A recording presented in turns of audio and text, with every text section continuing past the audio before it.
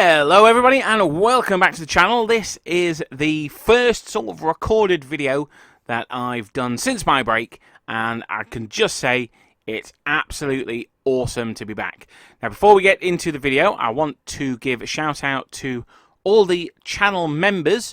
There's going to be a card. I'm going to start with the card in this episode. I normally put it at the end, but I'm going to put it at the start here because you guys really help the channel keep going and really helping me drive forward into this winter that's coming up, and we'll look at the projects that we've got coming up for 2021 and 2022. So thank you so much. If you feel moved to donate to the channel, there is a join button just down next to the subscription, and that will there's some options in there, but you know, it's entirely up to you. If you don't, that's absolutely fine. But what I would ask is that you make sure you are subscribed, because I've noticed that for the first time in quite a while, most of my viewers aren't subscribed. I've just reached 7,500, and I'm pushing for 10,000 by the end of the year. If I get to 10,000, I'm going to give an absolutely awesome giveaway. If we're not quite at 10,000, it might have to be a little smaller of a giveaway. But anyway, you're not here to hear me talk about the channel. You are here to listen to me talk about the game at the weekend. Last weekend saw 9 of us at one point get together in Morpeth, which is just north of Newcastle, so on the Scottish borders. As far as I'm concerned, it's on the Scottish borders. And we got together and we re-fought Quatre Bras. Now, it was at Richie Hall's. He hosted us. You'll have seen us play Quatre Bras with General Andy when we were at the Newark Wargaming show, but this is in his man cave that we were in, and it was absolutely phenomenal. His collection is something to behold. It truly is just magnificent. Mostly front rank, almost entirely front rank, and just the painting on them, absolutely superb. Absolutely, I could not be more jealous of Richie's setup. He's worked hard for it though, bless him. So what happened? Well, the idea was, we've been talking about this for about 18 months now. We got pushed back due to the coup, obviously. We were planning on doing it last year, but it was just a way of us all getting together and having a big game, really. Now, one thing that is quite interesting is one of the comments that I had on the live videos. Now, I should say before we go any further, I live streamed the whole event. I do have to make an apology that the first part was live streamed, but nobody could watch it. So at lunchtime, I double checked that, and I was like, oh yeah, that's a bit weird. Like, no views, no likes, no dislikes, weird. But what it was is I had the camera on the wrong setting, and it hadn't gone public. It was what's known as unlisted. So when I clicked on it on my laptop just to make sure everything was fine, it came up because as an admin, it was fine. But no one else could watch it. So massive apologies for that. I am going to talk about spoilers towards the end of this video. I'll try and give a spoiler warning before I do.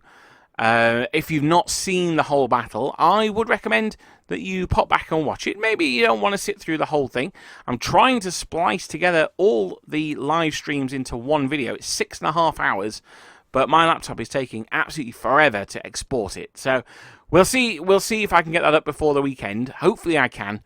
I've done it overnight twice, and then it's failed after about 12 or 14 hours. So that's been a bit annoying.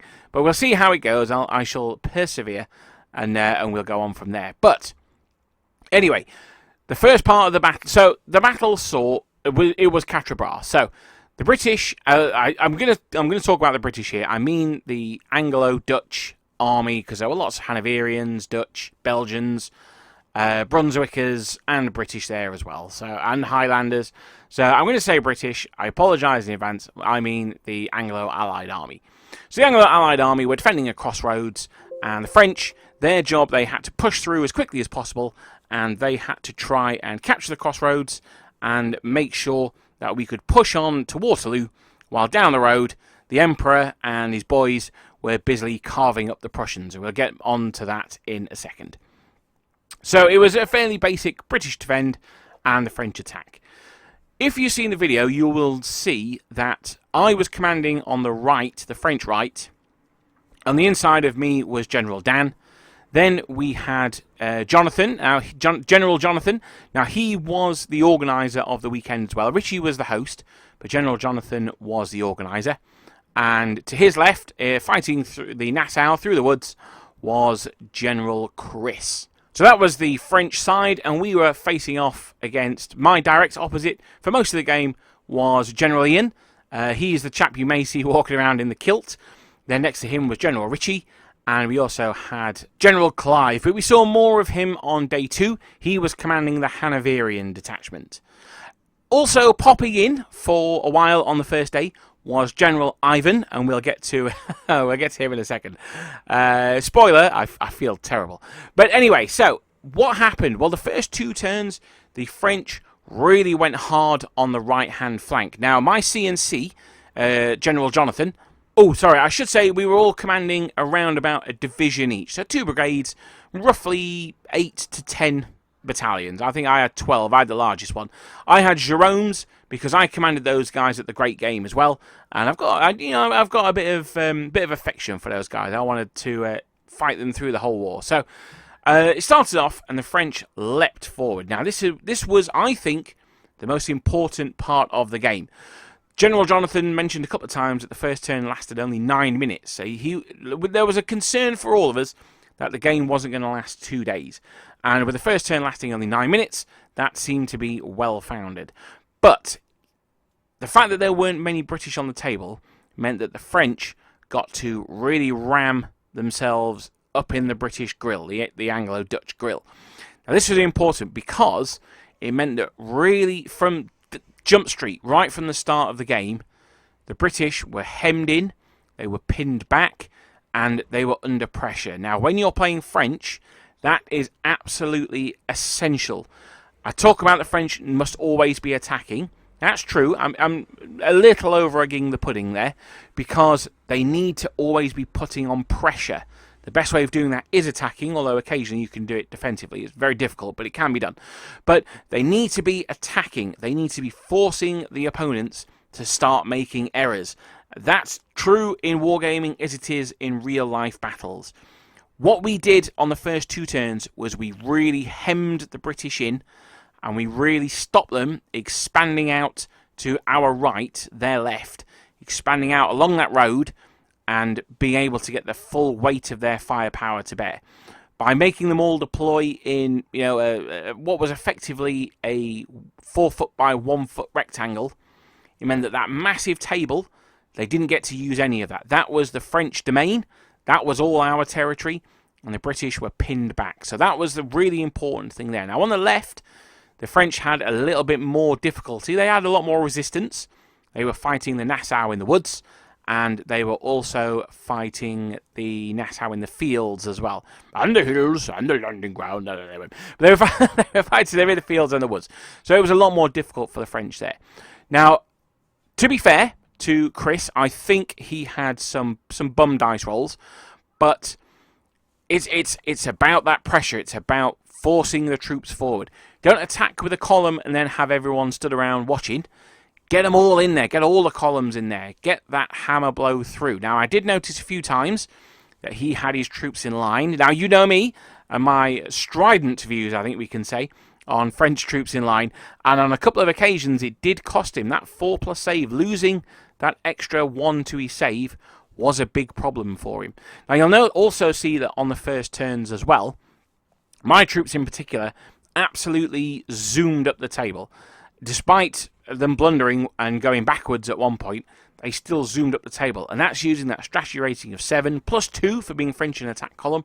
And an average roll, your guys are going 24 inches. Now, when the table's only 6 feet wide, and you're starting 12 inches on, realistically 2 turns of that, and you are in the enemy's deployment zone. You are right up in their grill.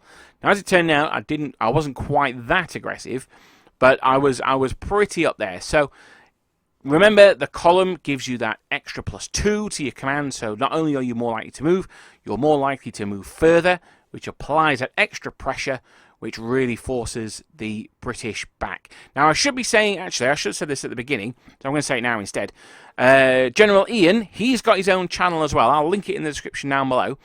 I've suggested that he does a post-mortem of the game as well, but from the Allied perspective, because I, for one, would be really, really excited and interested to hear how the battle looked from their perspective. It's all well and good for me to say the French piled into the British and really put the pressure on from turn one, but if Ian comes back and says, yeah, well, we felt that the French were coming on a bit slow and we had plenty of opportunity to deploy, then obviously the pressure was being put on by the French, but not in the right places. So go and check out his video after you finish this one and see what he's got to say. I'm really, really looking forward to seeing. We're recording these independently of each other. Well, I'm recording this without hearing what he's got to say. I don't know if he's going to listen to me before he records his. So yeah, I'm not going to go into a Arnold Rimmer style. And then I needed a 4 and he needed a 3, and he rolled a 2 and I rolled a 6. So yeah, I'm not doing any of that because, quite frankly, I don't think it's very interesting. And secondly, if I'm honest, I can't really remember. So what I do remember though is that the British came on, and under General Ivan, he'd driven 2 hours that morning, got down, brought his troops on, and then about 2.5 hours later, took them all off again and went home. I felt really, really bad. But yeah, so what happened there was the British came on against me. I'm focusing on what I did because, I'll be honest, I was focusing a lot on that and the camera and things like that. So I didn't really get much chance to see what everyone else was up to. But the British came on, and again, it was just that sheer overwhelming number of French columns that drove them off. I mean, the Highlanders were particularly scary, but we got through them in the end and drove them off. Now, something that I want to talk about, and if you've not watched the video yet, or you've maybe not watched all the parts yet, as the game goes on, we start to use a lot more initiative moves. Look how the initiative moves, how effective they were. The thing is with them, they're automatic moves. Now, it's only one move, but when you're fighting in that, in the combats and you're really mixing it, one move is more than enough.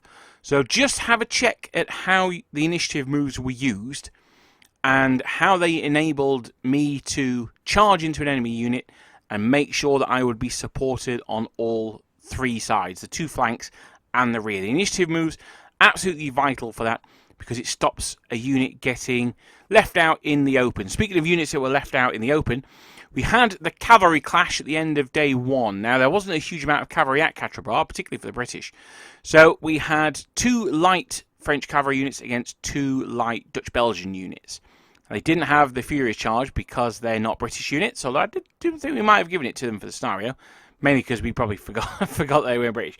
But so they did have it in the rules, and we saw something that I was very, very concerned about, was that the French Guard were now, the French infantry were now up against the British Guard, and the cavalry were starting to make the French infantry form square. One of General Dan's units had to form square. Fairly sure one of General John's units had to form square as well. Now that really had the potential of stopping the assault on the French left. And by stopping the assault, what I really mean is relieving the pressure that the French were putting on the British. If you look how far the Guards advanced, they advanced by far the furthest of any of the British units. And that's because the pressure wasn't being put on them, both because the French were in the field and because they struggled to get through the woods. Now, I'm not saying that anyone was to blame for this. I'm not saying anyone was at fault. But what I'm just pointing out is that allowed General Ritchie to bring the Guard forward and deliver that fire. Now, by the end of the game, so there's a little bit of a spoiler here. It's not a major spoiler, but there is a little bit of a spoiler. By the end of the game, the Guards division, so that was 2 brigades of Guards, were pretty much unmolested. I think 2 battalions, I think maybe 1 battalion was destroyed and 1 shaken. So one of the brigades was a broken brigade, but we were playing that you could rally the shaken counters off broken brigade. So it was only temporarily broken. And then the other one was pretty much unscathed. So I could be wrong on that one, but that was where I thought they were at the end of the game. So because that pressure wasn't placed on them, they were allowed to come forward. The battlefield abhors a vacuum, so it sucked the British in. Now, if it was bringing them in for a massed counter-assault, then fair enough. But we didn't really have those resources there, particularly over on the left, because the Hanoverians and the Dutch militia, the Brunswick militia had turned up, and they were filling the space behind with enemy troops. and it was looking quite scary. So that was the position at the end of day 1. The cavalry had their clash and wiped each other out. Now, I think that was more of a success for the French than it was the British, but the loss of the cavalry brigade was a bit of a problem, especially on day 2, when the lancers did one charge and then both exploded. Now, that's just some terrible dice rolling. That's just one of those things that happens. But it meant that the cavalry were out of the game. They didn't have as major an impact as they could have done. French cavalry did force the guard into square, so that stopped their counterattack as well. And again, when I'm talking about stopping these attacks, it's about momentum and pressure. It's about stopping the enemy having that momentum, or you being stopped having the momentum, and it's about relieving the pressure for your infantry to do stuff. If you can force that British line into square, they're losing a dice of fire, and they're losing their ability to countercharge as well. So it's definitely worth doing. Try and do it as much as you can. Now, one of the things that we will have seen on day 2, now I remember day 2 much better than day 1, because we went out into Morpeth on Saturday night. So that might explain a few things. I think a lot of brain cells were killed off on Saturday night. So Sunday, we awoke fairly bright actually, but not particularly early. And we moseyed on in. Now, something that we'd done was we moved everything back 18 inches. So we got a tape measure from the British side, measured, say, a unit 18 inches back and moved it there. So we effectively put the entire table on a conveyor belt and rolled it on 18 inches. So what we had then, we were finding that the crossroads was coming on a sustained assault. My troops were almost completely unengaged, but they were all stacking up along the edge of the board because they couldn't go any further because the edge of the world was behind them. So we moved everything forward, and that would allow the French a bit better chances to assault the enemy and get or even give the British more room to deploy as well. Now, I saw that being an unintended consequence, shall we say. We didn't do it to give the British more room, but that would have been a thing. So it would have meant that instead of having, say, a 12-inch deployment zone, because they were so hemmed in, well, now they've got a 30-inch deployment zone. They can start getting those 2 battalions side by side, delivering volleys. They can get the 2 up, 2 back formation that I often talk about as being a really good one for supporting troops. So all of a sudden, it would have been really strong for them. This is where those initiative moves came in. It was the French that went first, and I used my initiative moves to grab those areas. Now, some British came on in the corner, so I had to send a couple of battalions to go and deal with them. But overall, I managed to get the French really into the backfield. The Brunswickers were really holding me up, so that stopped me advancing as much as I would have liked. But the pressure was still on. Those Brunswickers couldn't be counted on to hold, but they fought bravely. But eventually, they were repulsed with 3 casualties. So they were shaken. They went behind a unit of their friendly infantry, and the fighting continued. The battalion I was using was both shaken and disordered, so they rotated out of the combat, and then others went forward. So that's how day 2 started off for me. The Lancers, they did their thing and then exploded, and over on the left, I think the fight in the woods carried on. General Clive, I think he may have retaken the woods, or he certainly had a very good attempt with his Hanoverians anyway. And he also shored up the line against me.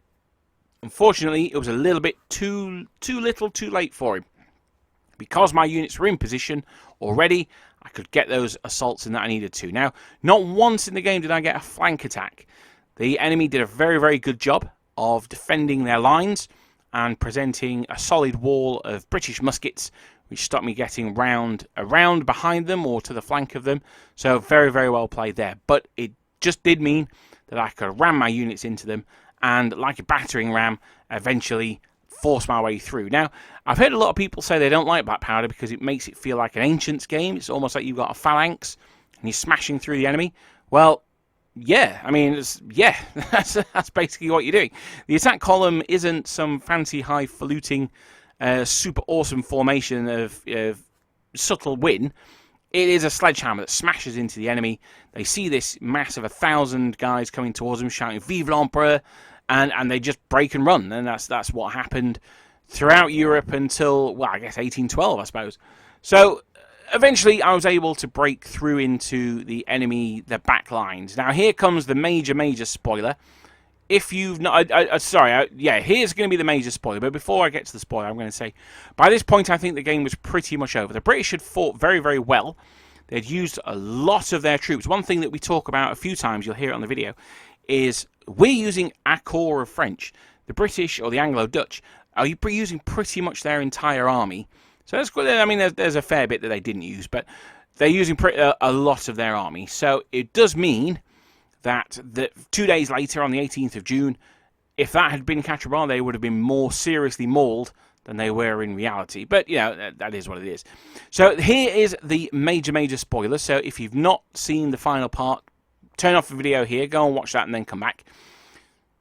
When the Duke of Wellington used his reroll to rally a point off the Brunswickers, then he suddenly became very, very vulnerable. It meant that those Brunswickers could stay in the fight, but it meant that the Duke was pinned down. Now, I managed to break the unit in front of him. I was fairly confident that I would, mainly because I had 2 supports, 2 to the flanks, 1 to the rear.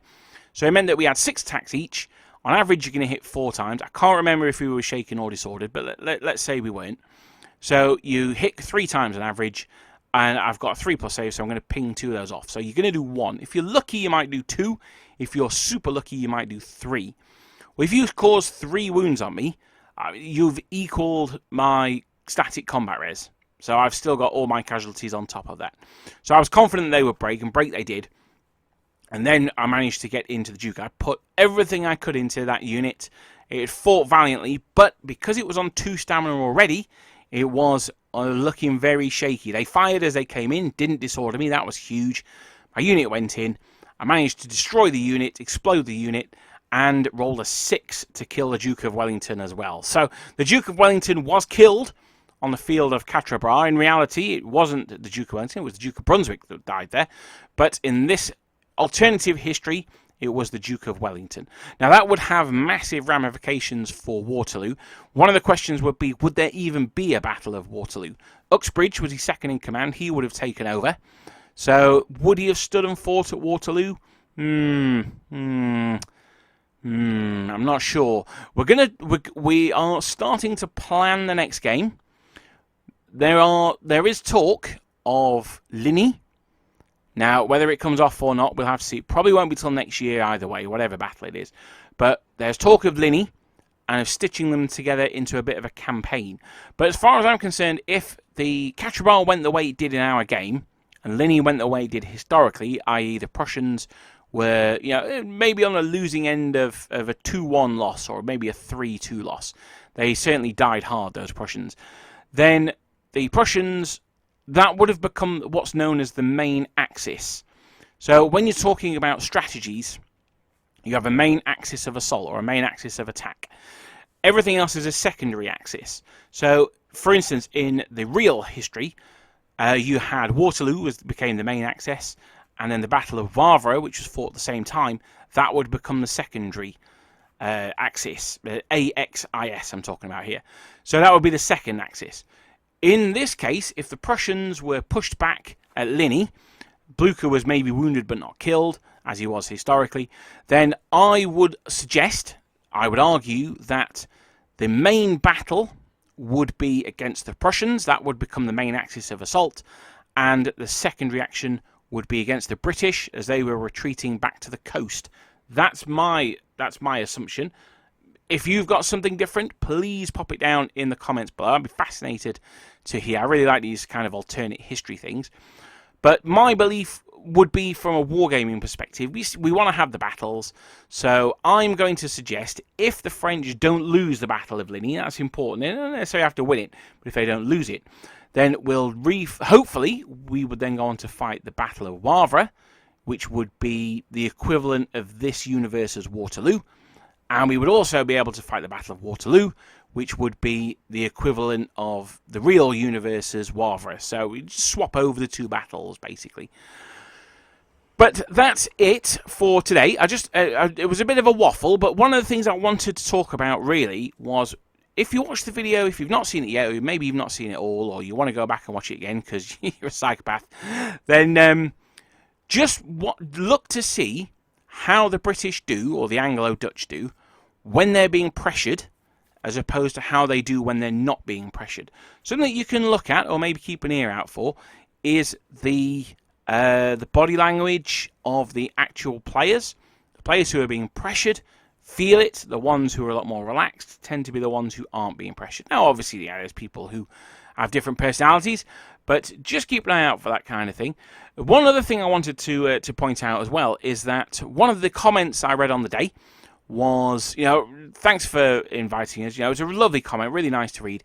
And they said, there was some good-natured banter, like it was a good group of friends getting together. Now, we have been talking on Messenger for, as I say, 18 months perhaps, but that's the first time many of us have actually met. Quite a few of us went to the Great Game, but we've never really met each other properly. So that was the first time. So that camaraderie that you saw between us, and I really did feel a sense of camaraderie with those guys. It was a really, really good weekend, not just for the gaming, but also for the company as well. That camaraderie comes around because of a shared interest, and that shared interest that we had was wargaming, specifically Napoleonic wargaming. And that's something which I don't think you can get out of many hobbies, and I think that's something that makes wargaming pretty much unique. All right, you'll find hobbies that you've got people who are passionate about the same thing that you are. So I went to a Warhammer tournament recently, and in the in the car park of the venue, there was like a car show where people were showing their like souped up Ford Fiestas and stuff. It's a whole new world to me, brother. But you've not got that direct interaction that you've got with someone over a wargaming table. So I think that that's fairly unique, and that rapport and camaraderie that we had with each other. Even if you look at the start of the first video, we're perhaps a little bit more reserved, but we had only met each other that morning. A couple of us had met the night before. We had a game of Black Powder set in the Sudan, actually. Me and General Dan's British versus some Boers. And that was a good game as well. But for the rest of us, that was pretty much the first time we'd met. Obviously, I knew Richie from before as well. But that is it for today. It's certainly gone over 10 minutes, but that's okay. This one was always going to go over 10 minutes. Thank you very much for watching. Please try and check out the Battle Report if you've not seen it. It's something of a new departure for me. There are improvements to be made.